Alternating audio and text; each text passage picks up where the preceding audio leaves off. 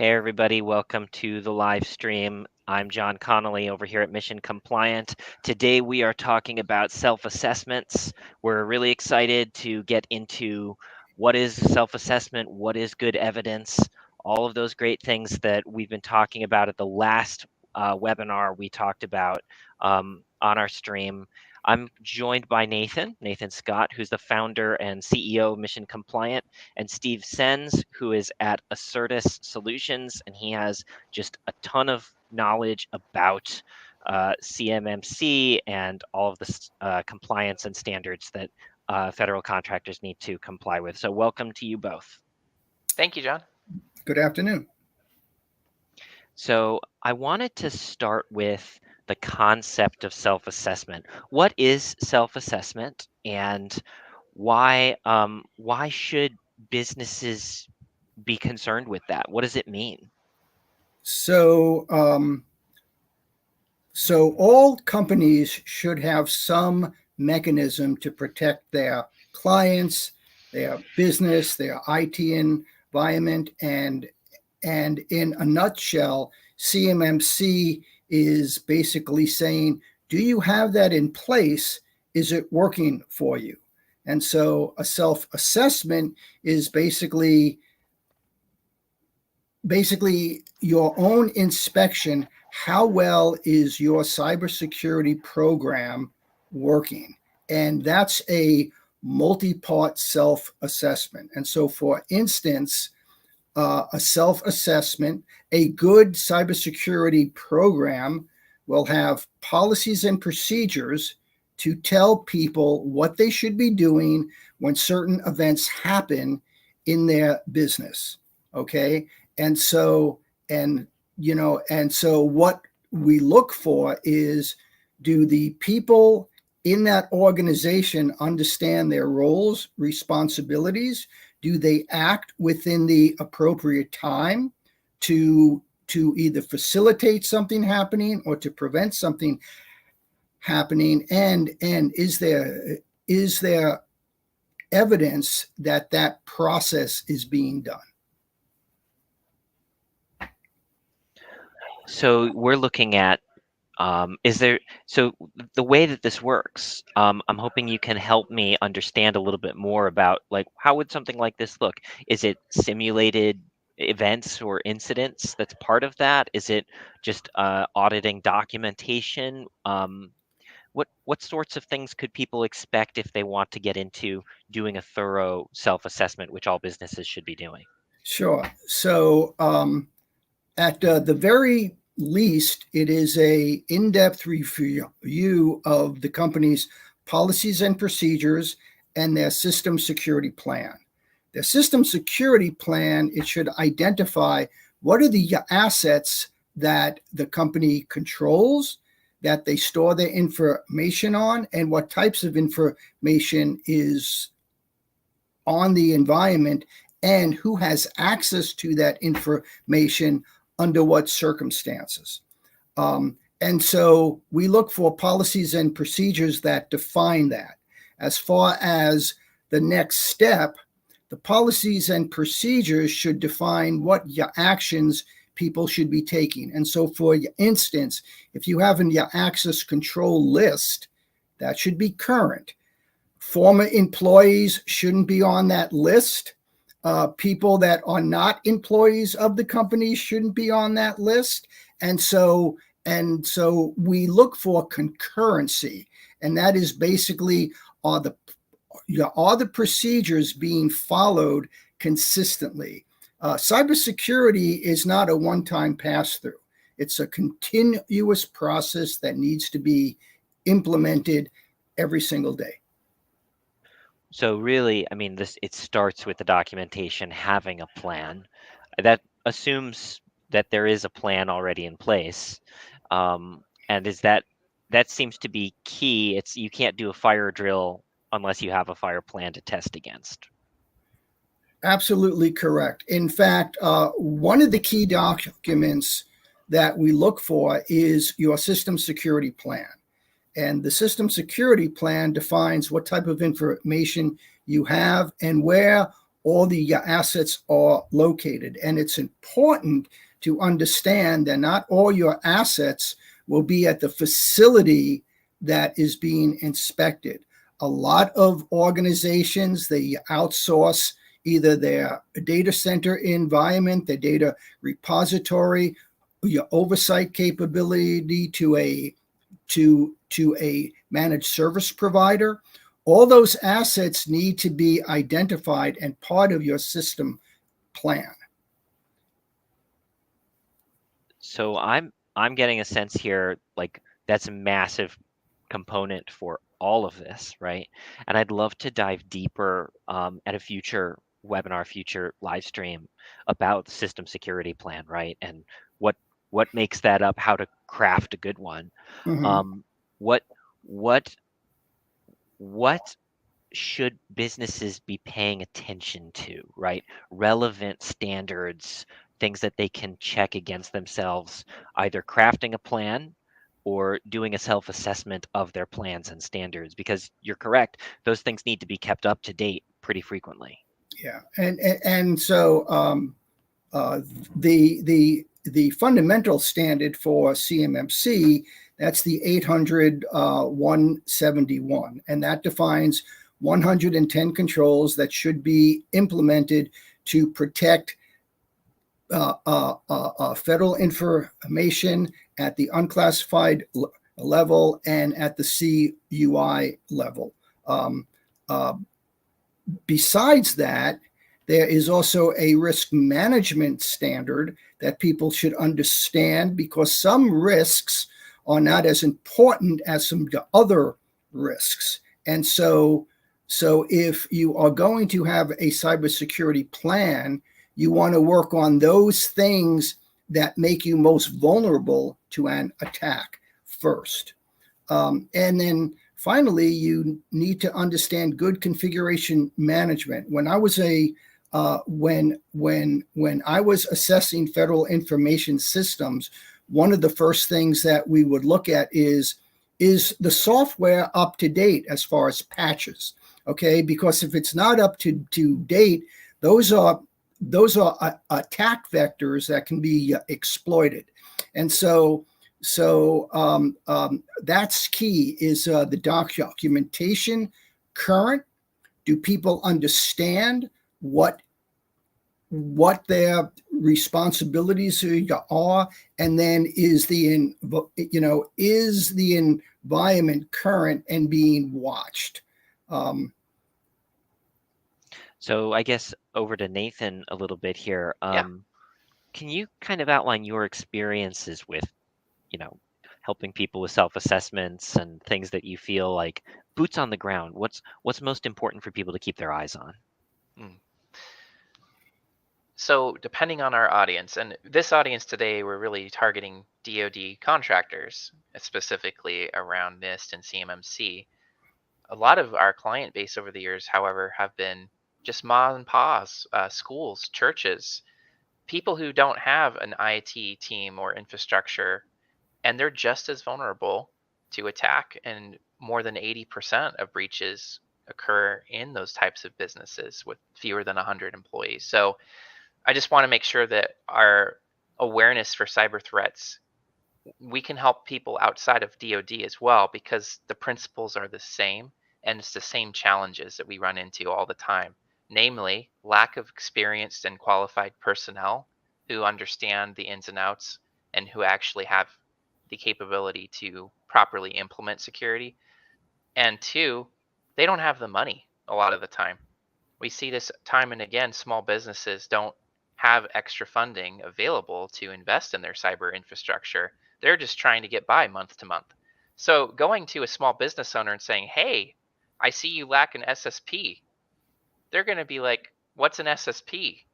Most of them don't even know what these terms mean. It'd be like, if we had a plumber come to assess a job and they're starting to use all the plumbing terminology. I know I need a plumbing fix or I want to have a new bathroom added. Well, they need to have a plan, they need to have the right parts, they need to have the right people. All of those considerations for doing the job correctly. And often the layman isn't going to understand it, and they just need to know what it's going to cost And that's what a lot of the businesses seem to be gravitating to, is what is this going to cost me? The question that I think they need to be thinking of more, what does it cost me if I don't do these things? What happens if I do get breached and I lose client data? What happens if I'm not able to produce? And those are the kinds of costs that a business owner really should consider when thinking about continuity. And I think this is why we have the federal government putting these mandates in place. They don't want to have foreign states getting into their systems through their supply chain, and they don't want the supply chain disrupted by breaches either. So, long-winded way of answering your question, John. What do I see? I see a lack of understanding, a lack of documentation, a lack of process and technology, and also a lack of prioritization. So, how do we address those? Fundamentally, education. We can't fix these problems if people aren't aware and if they don't care about it. And then why should I care about it? Well, you have to explain the value and you have to go through the process with them. I have a quick slide I'd like to present, if I may.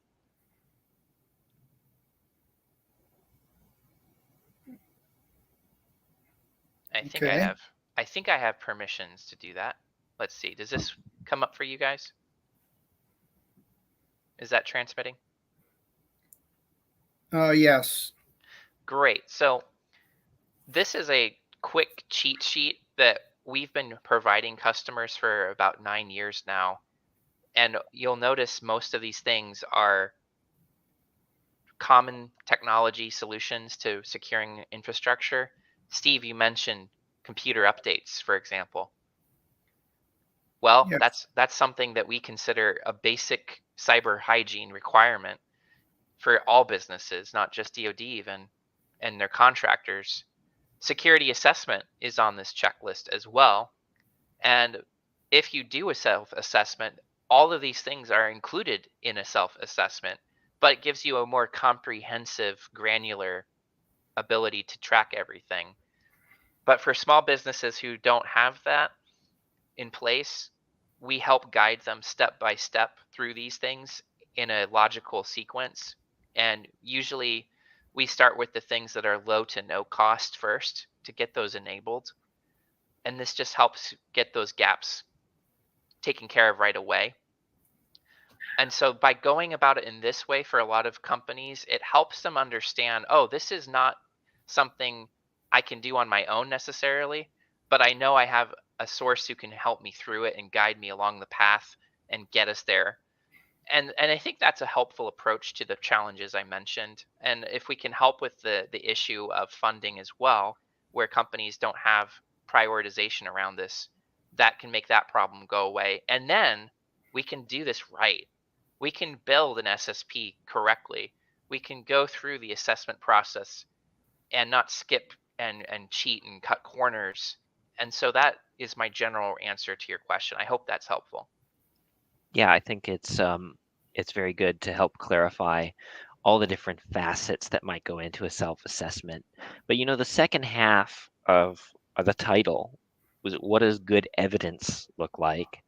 So I guess the Yeah. floor is open to either of you. Like, what is good evidence, and what needs to be done with this evidence once it's been acquired? So good evidence is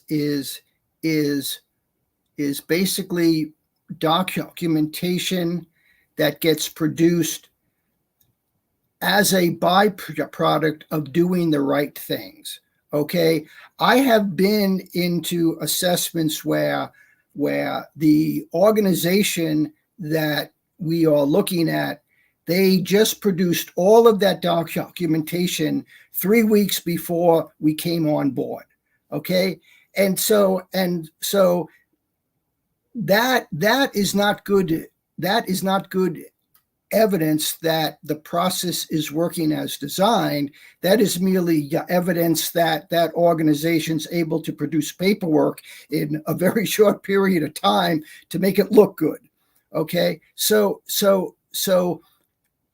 when we look at an organization, we are looking at documentation that like existed last week, last month, 6 months ago, to show that the process, it is implemented and that it's working as designed. Those are two separate things. A process can be implemented, but it may not be working as designed. And so we look for both of those things. One of the other things that we look for is is is the documentation package signed off by management? Okay, because cybersecurity, it works from the bottom up, but it is implemented top down. So if your senior management isn't supporting the cybersecurity program, I can guarantee you it's not going to be implemented correctly. Okay, and so those are the things that we look for as far as what constitutes the evidence that the program's working. It is current policies and procedures, artifacts that you can trace back several weeks, months, quarters, and that the last thing is we will talk to the key people. We will talk to the CISO, the CIO, the CEO. They all have separate roles, and we will interview those people to see if they understand the roles that are defined in the policies and the procedures. Because as Nathan pointed out, training is probably one of the most effective cybersecurity procedures someone can do. If you have a CIO or CISO that's in the role but doesn't understand what that role is supposed to be, the program's doomed. Yeah, so I really it resonates with me. You said that good evidence is the byproduct of doing the right things, Doing the right? right thing. That Yes. that phrase of like, integrity is what you do when no one's watching you. And what we're really Exactly. talking about here is the evidence that the system, one, exists, uh, two, that it's effective, and then three, that it's being followed. So it feels like there's all these different legs to this, and this is all tied into self-assessment in some way as well, right? That you want as an organization to be assessing for yourself that you are accumulating good evidence as well. Exactly. And in fact, one of the benefits of of a self-assessment isn't to confirm what you're doing correctly. It is to identify what gaps there are within your cyber program that need to be fixed. Okay, yes, you do get points for doing the correct things, but it's important to correct those gaps of which the cyber assurance isn't being applied. I have an additional comment Absolutely. on the topic of evidence too. It's going to depend largely also on what standard and guidance exists around that standard. So in the case of NIST 800-171 and CMMC, we're fortunate in that we have official documentation from the DoD on what they consider good evidence with examples to map that to. So I'm putting in the chat here for you, John, the website for that. If anybody's interested, you can download the self-assessment guides for CMMC levels 1 and 2. 3 is still under development, but it's a really helpful resource, and each control and each objective has clearly explained requirements and the types of evidence one should be able to produce for that control. So, for example, a simple one would be escort visitors and monitor activity in the building. Well, one of the ways of doing that is to have a kiosk check-in station at your business and have a logbook with visitors who come into the building. And that would be a great piece of evidence to maintain actively and be able to show track record that it's being done properly, badges, things like that. But to the broader point, and I resonate so much with Steve on that too, that if you're doing the right thing and you're doing the right thing well, it's necessarily going to follow that you have the proof that you're doing it if you're doing it in the right way. The easy place to, I think, to miss on that from a tech angle, when we're talking about 24/7 SIM SOC monitoring and audit log reviews and correlations and things like that, how do you show that you are doing that? Well, I would suggest having a meeting where the notes are recorded for those meetings and that you have reports that you can show on demand.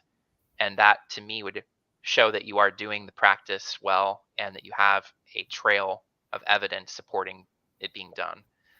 Just as an example, right? There's going to be hundreds of different things to show for in a true assessment, but having a repository of evidence it's maintained and kept clean and organized and tagged properly is going to save everyone a whole lot of time and hassle down the road.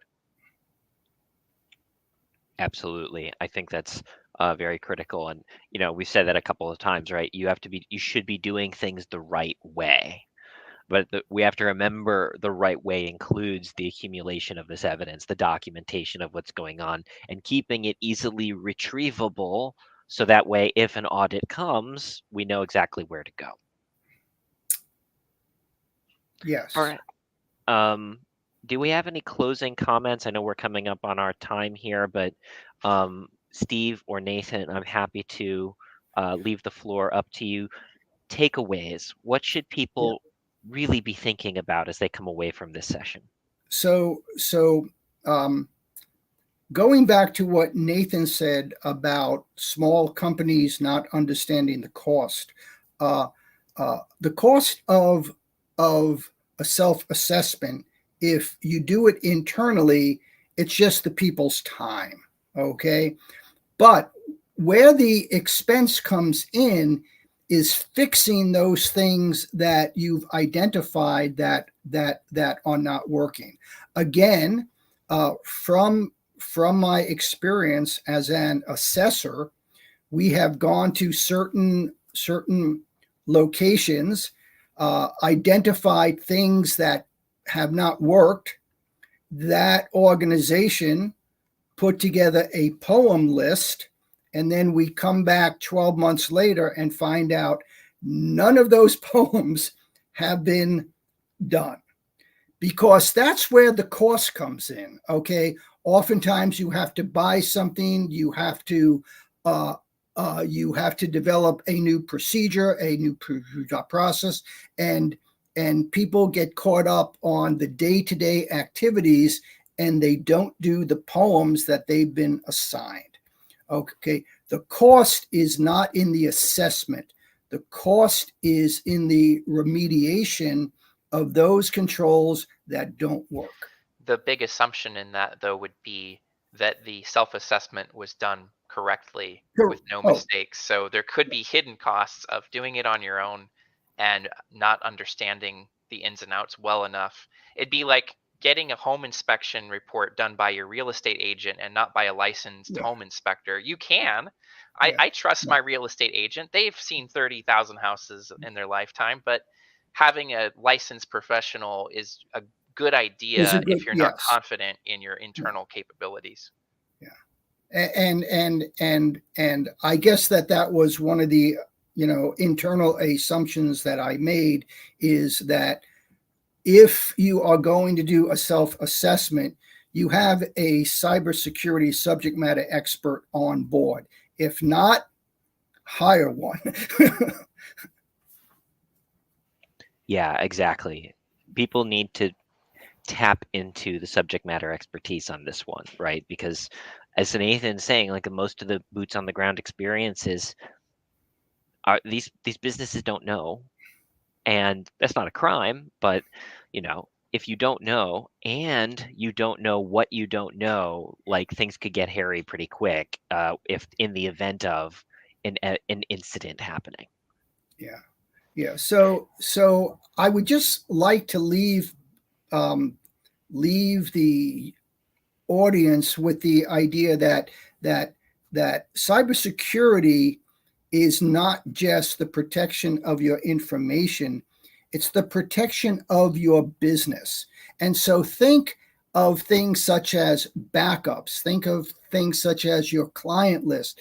If something would happen to that information and it suddenly became non-available from your original source of information, you could be out of business if you don't have sufficient backup. You could be out of business if you don't have a secondary site that is available to you. I don't know what the current stats are, but at least back in 2015, small businesses that suffered a denial of service attack or something that like actually corrupted their data, 80% of those businesses did not survive. Nathan, any closing thoughts for us here? I was just curious if we had anybody with questions in attendance today. I've not seen any questions come in, but if there are any, folks can certainly leave a comment.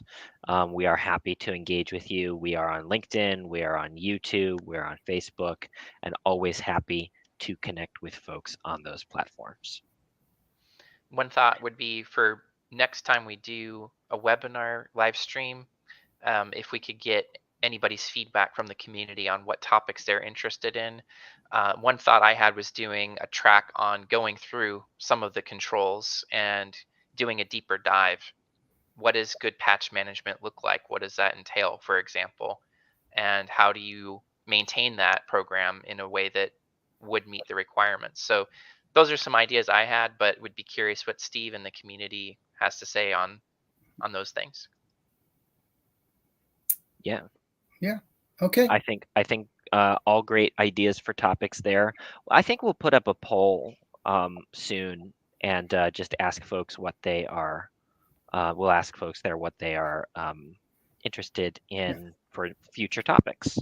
Yeah, I think one of the things that small companies should be aware of is that the CMMC mandate is actually going to become effective probably first quarter 2025, and that's only 9 months from now. And so there will be a situation that if you cannot show you are CMMC level 1, level 2 compliant, you won't even be entitled to bid on that solicitation. And so the clock is ticking, and the requirement to be compliant is coming up. And so small businesses should be aware of it takes me so long to be compliant. I should be doing something now. Where is my company on that timeline? Yeah, this is not an overnight type of thing. Exactly. You can't just flip a switch and become compliant. Though there are companies out there on the web that market something along those lines, like sign up with us and we'll get you compliant in 2 days type of stuff. I would be very cautious about that type of thing. Buyer beware and all that. Yep. Yeah. Read the small print. If it sounds too good to be true, it might be too good to be true. Well, thank you all so much for watching us. If you're watching live, or if you're joining us through the recording, you're watching on YouTube, make sure that you visit us at missioncompliant.com, and we will look forward to seeing you all on the next one. Steve and Nathan, thank you so much for joining us today. Thank you, John. Thank you, Steve. Thank you. You take care.